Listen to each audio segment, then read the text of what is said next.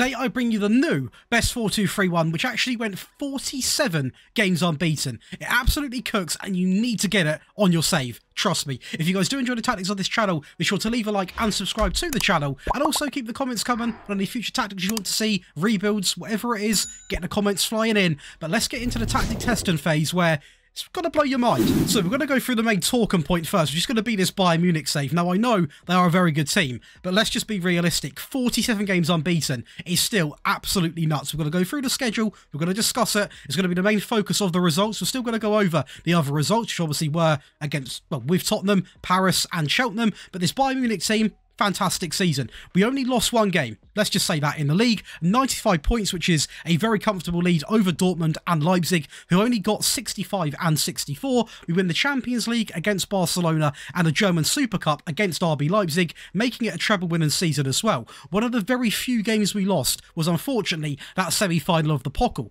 We scored 112 goals in the league and conceded only 13, picking up 0 red cards. Starman Harry Kane, the bagsman himself, comes in with 46 goals. Leon Goretzka, a 7.55 highest average rating, and Jamal Musiala and Joshua Kimmich comes in with 15 assists. Team stat wise, we are going to dominate almost everything. Most points per game at 2.79, a ridiculous lead over Dortmund and obviously Leipzig. The most goals at 112, getting on for nearly double of Borussia Dortmund. The most shots for at 612, the fewest shots against at 165. Possession wise, 54% of the balls, so again, might not be the most possession orientated tactic, but when you're not losing a game in 47, there are going to be 0 complaints from me. Most dribbles being made at 581, a little bit more than RB Leipzig. The fewest conceded at 13, which is such a good defensive tactic, and also the most clean sheets coming in at 22. Going over to the data hub, we are going to be looking at 3.29 goals scored every single game, 0.38 conceded per every single game, over 18 shots at 18.29, and 87.77% pass completion, and attacker win ratio coming in of 78.2. So we're literally doing everything to a very high level.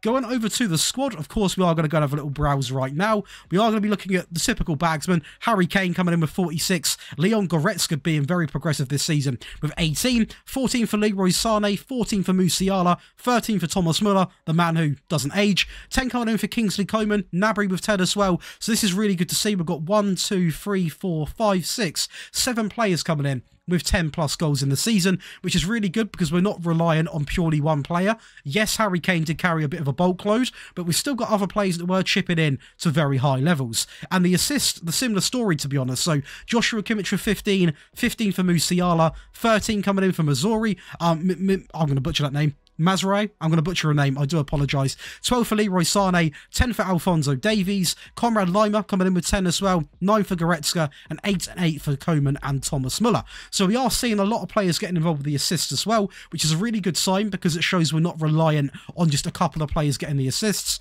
even so more than the players scoring the goals. So a very good stat line there, but the real big talking point of this entire video is obviously there 47 games that we literally didn't lose, and it comes here. So we're going to look down from this point here. Yes, we did draw games, hence why we didn't lose, not win streak. We literally did not lose all the way from down here, right from the start of the season. And obviously we played some really big teams in here as well, like even Madrid in a friendly, Leipzig quite a tough team, potentially Rangers, Bayer Leverkusen, who we absolutely stampeded, Atletico Madrid are quite a tough team, Borussia Dortmund, Rangers again, Atletico Madrid again. Who else did we play? Leverkusen on the treble or the double there, Galatasaray, Leipzig again, Dortmund again, and we literally went, it was 47 games without losing a game. Absolutely nutty stuff, that really, really is. And the first loss coming here in a 2-1 defeat, very unfortunate as well, against a team like mine. So a little bit gutting right there. We then bounce back and get a 3-1 win in the Bundesliga, 0-0 against Milan. Again, I was wondering, hang on, are we going to slip off a little bit? And to be fair, we didn't, because we absolutely obliterated them in the second leg. Again, a loss here against Inter Milan in a 3-2 defeat, a very close game. A very dramatic game, actually, to be fair to him. We then come back and actually won that at home 3-0, and obviously we lost to Hoffenheim on the last Bundesliga game of the season, and we win the Champions League final against Barcelona in a 2-0 win, which appeared to be quite comfortable, to be honest. But 47 games without losing. Yeah. You're going to want to try this. We then go over and we actually won 2 trophies with Tottenham. We won 2 trophies with Tottenham. So yeah, this might actually be the best act together because they don't win trophies and we've won trophies. We love to see that. The Premier League and the Carabao Cup against Crystal Palace, quarter-finalists as well against Liverpool in the FA Cup, where unfortunately they're a little bit too much for us to deal with. We scored 104 goals in the league and only conceded 28. Heung-min Son picks up 37 goals, one of my favourite players to watch in the Premier League, and a 7.4 highest average rating. Well, it is going to be James Maddison and Kuleveski sharing the top assister, coming in with 18, while Eric Dyer completes 94% of his passes. Team stat-wise, we are going to feature in a fair few, that being 3, the most shots for at 685, the most goals at 104, outscoring City and also Liverpool, mad scenes, and also the most points per game at 2.53. Data hub wise, of course, we're going to go have a little browse. 2.74 goals per game, very, very good. 0.74 conceded, so we are literally bang on scoring 2 more to what we are going to be conceding every single game. A 78.69 tackle win ratio, an 88% pass completion, and a shots per game coming in at 18.03. What a season for Tottenham. Next is going to be 20th place predicted Cheltenham in Sky Bet League 1, predicted to finish almost in the relegation zone, and we have come out and got automatic promotion, which I'm not going to complain about, only losing 7 games out of a potential 46 as well, so a very, very good stat line there. This looks a lot of red here, it looks a little bit negative, but take into account a team predicted 20th, automatic promotion. We were second best at scoring goals and conceding, which is to be expected considering obviously Bolton probably secured them quite comfortably. Aidan Keener comes in with 31 goals and James Olianka with a 7.23 and 11 assists. Team stat wise, we are going to feature in a couple of them, or one of them I believe is going to be the fewest shots against, so very defensively solid. Possession wise also you can expect around about 54% of the ball every single game. Going over to the data hub, of course we are going to have a little look. Very impressed this is still under a goal a game considering the calibre of team we actually are. I was expecting it to be way over a goal a game, but 1.98 goals per game, 0.93 conceded, getting on towards 17 shots every single game, a 79% tackle win ratio, and a pass completion of 86.75, which is always going to be a little bit less than the other teams because of the standard of players we have. Possibly not PSG, but Paris FC, a team predicted to finish 10th, obviously in the second tier of French football, and we have come out and had a very, very impressive season, only losing 4 games, winning 31, and drawing the other 3, of course, making us champions by quite a comfortable amount over Bordeaux and obviously Amain's SC right there. We scored 104 goals in the league and conceded only 31. Cabal comes in with 30 goals and obviously picks up a 7.73 highest average rating. Sofane Alcouch comes in with 16 assists, and it is going to be Mbao coming in with a 94% pass completion. Team stat wise, we are going to feature in quite a fair few of them, 54% of the ball again, just to showcase that.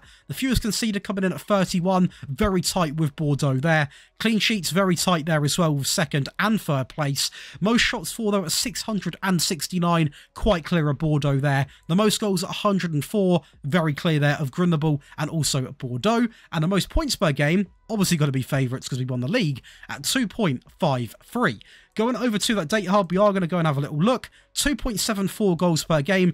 That is literally the same as the other team, if I'm correct in saying. 0.82 conceded, so still way under a goal a game. Over 17.5 shots a game, exactly being 17.61. A tackle win ratio of 77.61 and a pass completion of 88.21. So even with the smallest teams, we're doing everything we need to be doing. We're defending well, we've got good pass completion, and we're scoring goals. No queries at all. We did have a lot of fun with this Bayern Munich team. This is going to be the second leg of that Champions League semi-final where we absolutely obliterated AC Milan. We got off to a very good start here inside of 13 minutes. Conrad Lima driving at the back line, pinging it across, and unfortunately an own goal there coming in. Not what you want to be doing in the semi-final of a Champions League tie. To be fair to AC Milan though, they weren't awful. Obviously they did get a goal, but not here as Harry Kane goes through and puts one in. They've got a very good team though, AC Milan, I must say. But unfortunately, when you got this tactic, nothing really matters because we absolutely made a mockery of them, as we're seeing here. Great link-up play there. Sane driving across the box into Gnabry again, and we just sort of kept going. There was no off-switch in this team. There really isn't. Conrad Lima driving it through again, and that's something you'll notice a lot.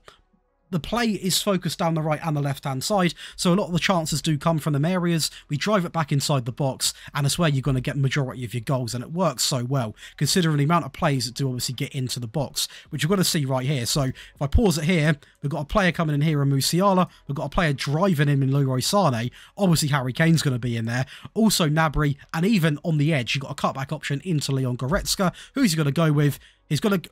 Oh, it's a scrappy one, but we're going to take it. And they do get a little goal here, which I will watch just to you know, showcase it. It wasn't anything special, to be honest with you, just a good bit of play, replicating one of ours, but who won the game? Also absolutely dismantled Frankfurt in a home game and a 7-1 win, which is just absolute dominance. And again, we're seeing the amount of players getting in this box right now. Alphonso Davies driving across into Harry Kane. And when a ball gets played to him correctly, he's not going to mess it up. He really isn't. As again, Joshua Kimmich, who played a mixture of right back and in midfield, playing it across into Harry Kane again. And a simple, get the ball to him, good service. It's got to equal a goal. He completes his hat-trick inside of 36 minutes as well, to make that very clear. Gnabry wins it back there into Musiala, who's going to drive at the back line. So many options in the middle, into Harry Kane, who gets his 4th goal of the game inside of 46 minutes. Musiala again down this right-hand side. Surely not another one for Harry Kane. It's not going to be, is it? Is he going to claim that? Is Harry Kane going to claim that? That is an interesting question. Frankfurt do get a goal here, but at this point, to be honest with you, they could have got 2, and there still would have been no worry at all. We do, however, think, do you know what?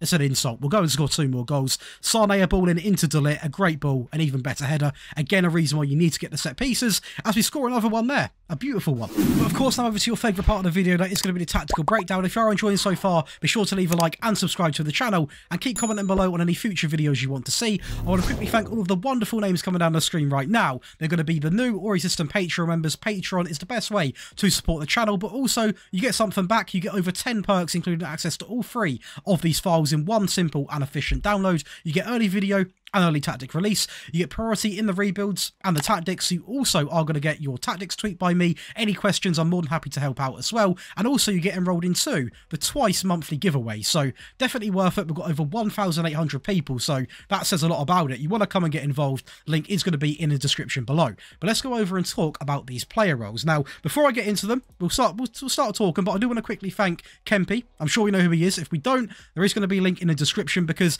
this tactic actually originated from the best 4-2-3-1, which I posted on my channel. He asked if he could use it for a rebuild, which he did, and he tweaked it slightly to suit his team. Hence why we've come up with this. And honestly, it is a better version. I really enjoy it.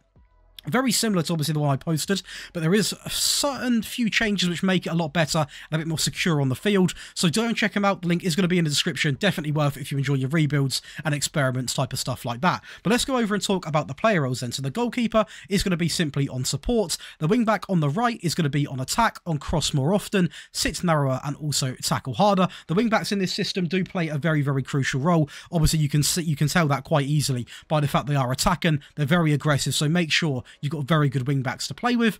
2 ball playing defenders who are both simply going to be on tackle harder. A very meta-based instruction as of late, in my opinion. Having that tackle harder on, yes, you might pick up the occasional booking, but the difference it has in actually getting your players aggressive to win the ball back cannot be questioned at all. It really is a big change. A DM comes in on tackle harder, simply other than that, the default, and a ball in midfield player comes in on support, again, simply on the default. Now, the great thing about this tactic is, because it's got such a defensive midfield, you can sort of become a little bit more attacking with the front 4 players. So the inside forward on the right is going to be on support, but obviously he's naturally going to get further forwards. He's naturally going to be taking more risks. He's going to be dribbling more, going to be very aggressive, and also tackle harder. And that's going to be exactly the same on the left-hand side. In the middle, the attacking midfield player can be very attacking, because we've got a very defensive sort of 2 in the midfield. Take more risks, dribble more, move into channels, and also tackle harder. And lastly, the advanced forward on shoot more often and also tackle harder. Over to the team instructions, all based off a custom tiki-taka style on the positive. That is right, the positive mentality. We're going to keep it very basic with a standard attacking width. We're going to pass into the space as discussed in the highlights. Of course, also discussed in the highlights is the focus play down the left and the right-hand side. It makes such a big difference, and it really is effective in this game. It's always been quite broken since this game has been released, going down the wide areas and driving it back inside. It works really, really well, and that works even better with having low crosses on. A little fun fact for you guys. We're going to run at defence. We are also going to go for shorter passing directness and also that slightly higher tempo. So I would say it's a very tiki-taka / counter-attacking style, which it scores loads of goals and it defends really well. We've seen that. In transition, it's going to be very meta-based, so it's going to be counter-pressing, really getting stuck in and trying to win the ball back. When possession has been won, of course, we are going to counter-attack, utilise them fullbacks and them front four to really get involved. And the great thing about this as well, them two midfield players aren't going to get further forward, so it's not going to ever be too attacking to the point where you're so vulnerable at the back. We're going to play to anybody across the back line while taking short goal kicks. Possession, again, very meta-based, the standard line, the high press and line of engagement. We are also going to opt for much more often and prevent short goalkeeper distribution. That's going to be your default one, but of course I've hooked you up with an attacking and a defensive one. Be sure to stick around and get all three. Just to show you guys what you can expect even against the best teams in the game, like a Manchester City, you can see here the team they signed. If they needed any more players, they go and sign Theo Hernandez as well. A 4-0 win at home as well. A very, very good game, a very good performance. Shocking there, I believe, it's going to be a Kanji who's going to mess it up. No, it isn't. It's going to be Phillips. No wonder why he doesn't play. Heung-min Son goes through and gets a goal very early on. Davies with a ball back stick into Romero. A good initial save, but nothing Ederson can do for the second one. James Maddison, a great ball over the top into Romero, into Richarlison. Already 3 goals in this first half. And one more goal here in the 61st minute. Udogie back into Richarlison. Great ball across into Emerson Royale. What a performance. Now, of course, we also did win the Carabao Cup. It was actually quite a good performance from Crystal Palace, where credit is due to them. A 4-2 win, 6 goals in the cup final. A very dramatic cup final, that is for certain. And was that an own goal for the first one from Palace? Not a great start if it was. Kuleveski, again, a fantastic ball in. Romero gets his goal there to put us 2-0 up. They bounce back quite quickly after. Elise with a great ball through into Ward, who tucks it in at the near post. Udogie bounces back into Kuleveski, back inside into Richarlison, back into Udogie. And that, I mean, that is sensational play. Too many passes to even commentate on. Incredible scenes there. We actually do go 4-1 up here with a sensational goal from Sessegnon, a great set piece.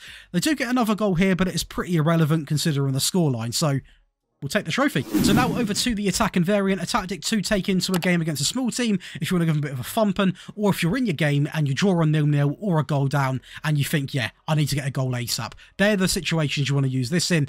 In terms of the goalkeeper, remains unchanged. The wing-backs, again, remain unchanged. And in terms of a lot of it is going to remain unchanged because it's already so attacking. There are changes in the team instructions and the defensive variant's a lot different. But the only change that comes in this entire selection is going to be the addition of the Volante on moving to channels and also tackle harder. Now, this is optional, so I wasn't actually going to commentate over this, but I thought I'd include it for you that do obviously want to play like this.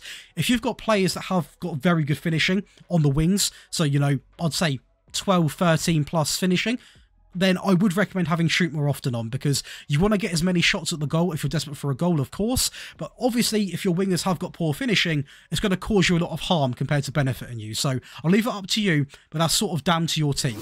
Instructions going to be a little bit different. So the same tiki-taka style, attacking though, attacking mentality. We're going to pass into space. We're going to overlap left. We're going to overlap right. We're going to focus to play down the left and the right as well. A lot of wide play happening. A shorter directness, a maxed out tempo, run at defence, and low crosses. Transition, one simple change but a must needed change is going to be distribute quickly. For possession, we're going to rock the standard line, the high press and line of engagement, get stuck in, prevent short goalkeeper distribution, and much more often in terms of the trigger press. And now a complete 360 as we go to the defensive variant, which I would say is not to go into a game with, but to seal out your game. So I wouldn't go into a game, you know, first minute in and rock this. But if you are in the last sort of 20 minutes, 10 minutes, and you think, I want to get over the line now, my players are knackered, I just want to get the job done, this is what you want to be doing. So the goalkeeper is going to remain unchanged. The wing backs obviously are now going to be on support, on sit narrower, and also tackle harder. Same for the right and the left back as well. The ball playing defenders remain on tackle harder, so very, very similar. So basically the thought process behind this is just to have the wing backs not as attack and minded, to be honest with you. We then introduce a DM on defend, on pass at shorter, and also tackle harder. And next to him, a ball winning midfield player on support, also on pass at shorter. So you can probably tell the theme of this defensive tactic. It's to change a very fast-paced 4-2-3-1 that is going to counter-attack a lot of the time. We're still going to counter-attack a little bit, but we're trying to go down a much more possession-based sort of theme where we simply pass around the opposition and really frustrate them. So the inside forward on the right is going to be on pass at shorter as well. and tackle harder. Exactly the same on the left. And in the middle, the attacking midfield player also now goes to support, but pass it shorter, dribble more, move into channels, and tackle harder. So we're going to have a lot of players keeping it short, quick passing, very frustrating to play against, and it works really well in the match engine. And lastly, the advanced forward still on shoot more often and tackle harder. Team instructions, again, still the tiki-taka style on the positive mentality, fairly wide, pass into space, focus play down the left and the right. That is never going to change. We're going to play out from the back on this occasion though, with much shorter, the slightly higher tempo. We're going to dribble less because we are trying to not let the players be as expressive, passing instead of running. Be more disciplined as well because there's no real urgency in our attacks. And also low crosses. Transition, one simple change, slow the pace down. But if you are really wanting to go full possession, you could also untick counter. Lastly, a very basic out of possession tab to finish things off. The standard line, the high press line of engagement, of course, the prevention more often. And yeah, that is going to give you guys 3 variants of the new best 4-2-3-1. Honestly, one of the best tactics I've used so far this year. Obviously, I'll have to make a sort of updated version of this after the winter update because that messes everything up. But for now, genuinely the best 4-2-3-1 I've personally played with. So let me know in the comments how it treats you because I'm absolutely buzzing to see the comments. If you guys have enjoyed today's video, be sure to leave a like, drop a little comment as well on any future videos you want to see, and subscribe. We're pushing for 20k. I'll see you boys in the next video. Enjoy the rest of your day.